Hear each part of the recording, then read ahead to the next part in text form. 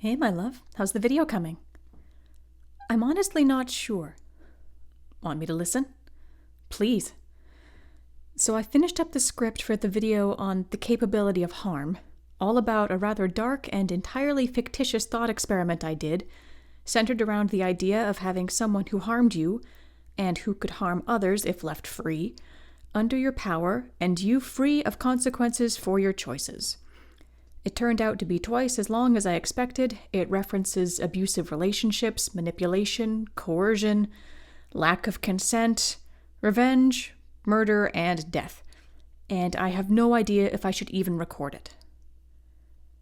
Do you want me to only listen or ask questions? Questions are fine. What's worrying you about all this? Those are some pretty dark topics.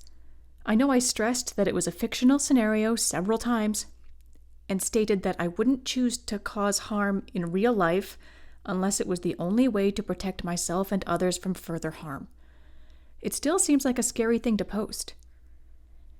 In case people see you as endorsing harm? I guess. Also, just the ideas themselves. Those are pretty frequent topics in mainstream fiction, you know. Game of Thrones, Spartacus, Law and Order Special Victims Unit, and all the other shows Ex-Boyfriend Number 2 forced you to watch all made copious use of those themes. And I highly doubt those shows were attempting to help people heal, make people think or grow, or do anything but entertain an audience with dark and edgy subject matter. That's not accidentally what I'm doing? No. I read over your script earlier, remember? You're not glorifying anything you've listed. You're questioning the ethics of it. Looking at the choices you could have made in this fantasy scenario and the choices you did make, and asking if even doing this thought experiment makes you a bad and dangerous person. There's no way on earth you could manifest the scenario you were envisioning, and you're not making plans to hurt anyone. You know this. So what else is worrying you? It's not a beautiful aspect of myself I'm looking at. I'm not sure how much I want to expose it to others' opinions. You love the videos where people show what they've learned about themselves on their healing journeys. You hate hearing about harm someone has caused, and you cringe with them at their past selves who didn't know better. And you're applauding their growth and discoveries that in turn helped you. If they'd hidden the darker parts of them that they may not be so proud of, you wouldn't have learned. The darker parts of me in the script aren't past ones I've grown out of. They're parts of me that are still there. Even after having reflected on the finished script, if I were in the same fantasy scenario, I would make the same choices. Choices not based on malice or a desire to harm, remember? Otherwise, they'd be set in the present day, not Lady Dimitrescu's castle, and motivated for a desire for revenge, not a desire to keep others from pain. I still can't control what someone takes away from my thoughts.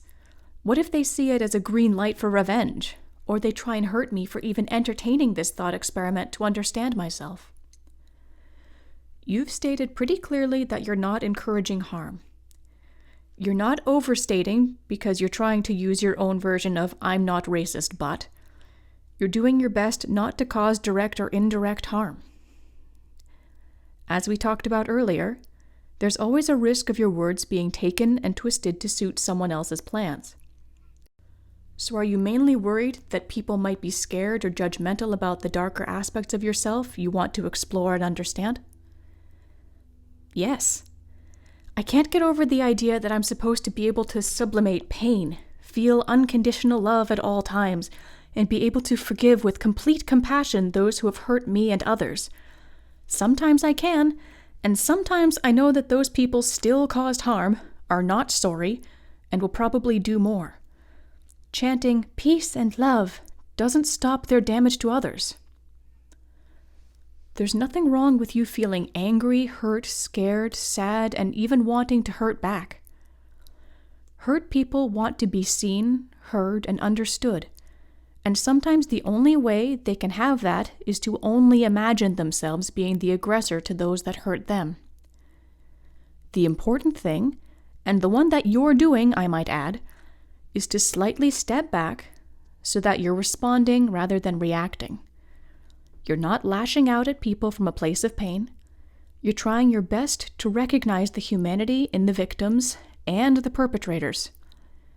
You're trying not to be overcome with pain and trying not to let the cruelties of others take your life away with them.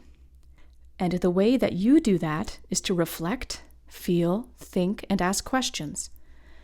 If people can create Westworld and others enjoy it, you can do your own version of exploring your shadows, especially as you're trying to heal and integrate them, not just wallow in gore and suffering. True. When will you start trusting yourself? And trusting that you're not secretly some devastating weapon that might destroy people if you talk about things? Lots of people talk about the darker sides of humanity to try and understand and heal them. That's how you started on this. That's true. Also, think back. You'd done a similar thought experiment to this back 9 years ago, remember? Oh, yeah. After being made to watch the Hellraiser series. And in my daydreams, realizing that if my then partner opened the puzzle box and tried to trade my soul for his, which I believed he would have been in character, though I may be wrong, I wouldn't do it and would let him be dragged to hell. That was around the time I really figured out how unhappy I was, how poorly treated, and started making plans to leave. I'd forgotten about that till now. And you didn't destroy the world with it.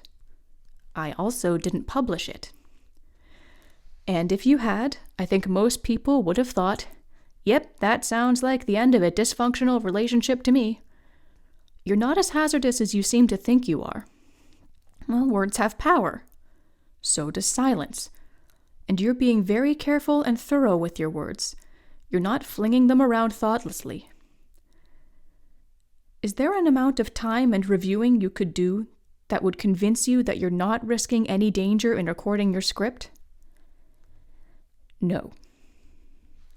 Then you have the choice to take the risk of being seen, misunderstood, and disliked, or not publish it and keep wondering if you should.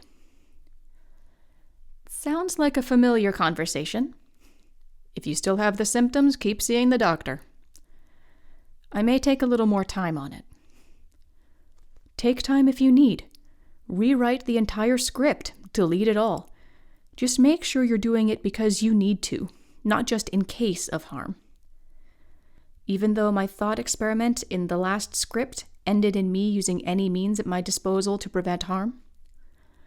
To stop someone who caused repeated and intentional harm in the past from causing more harm in the future. You're already tying yourself in knots to make sure you don't make a mistake and possibly, maybe, wind up giving a determined person a reason to dislike you or a flimsy justification for their own behavior. I didn't realize how scary talking could be. Sharing is scary. You're not. I mean, you're wearing an avocado print hoodie. You're not very threatening. No, but I am cozy.